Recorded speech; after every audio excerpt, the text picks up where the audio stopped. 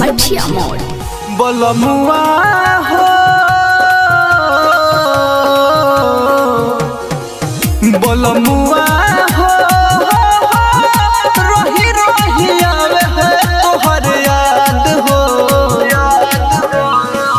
बोलमुआ हो रोही रोही आवे है तोहर याद हो हुन कोइला कबो हुन कोइला कबो गोइला के बाद हो बोलमुआ हो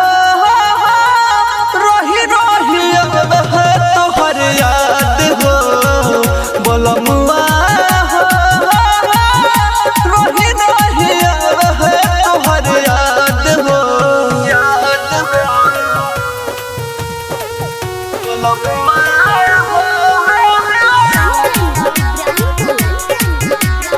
म्यूजिक बाय रोशन कुमार।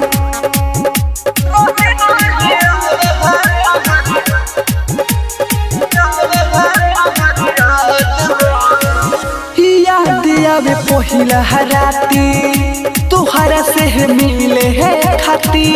लगे है अब नहीं सोच के है धल के है छाती याद आवे पहिला राती तुहरा से मिले है खाती लगे है अब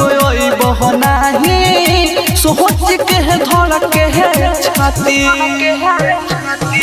रोहिया निहारत में रोहिया निहारत में है हो जल साझ हो बोलमुआ हो रोही रोही आवे है तोहर याद हो बोलमुआ हो रोही रोही आवे है तोहर याद हो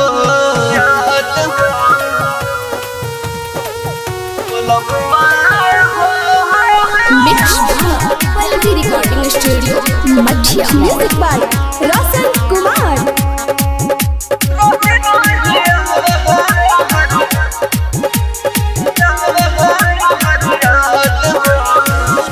कोई से तू रहे हवा बिना हो देखले मुहावा गोड़ हता से झिया रोजे जोई से की गोरे सुआवा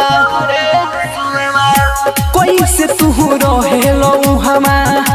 बिना हो देखले मुहावा गोड़ हता से झिया रोजे जोई से की गोरे सुआवा सुनो मन जीत परमोध सुनो गोइले आज हो बोलमुआ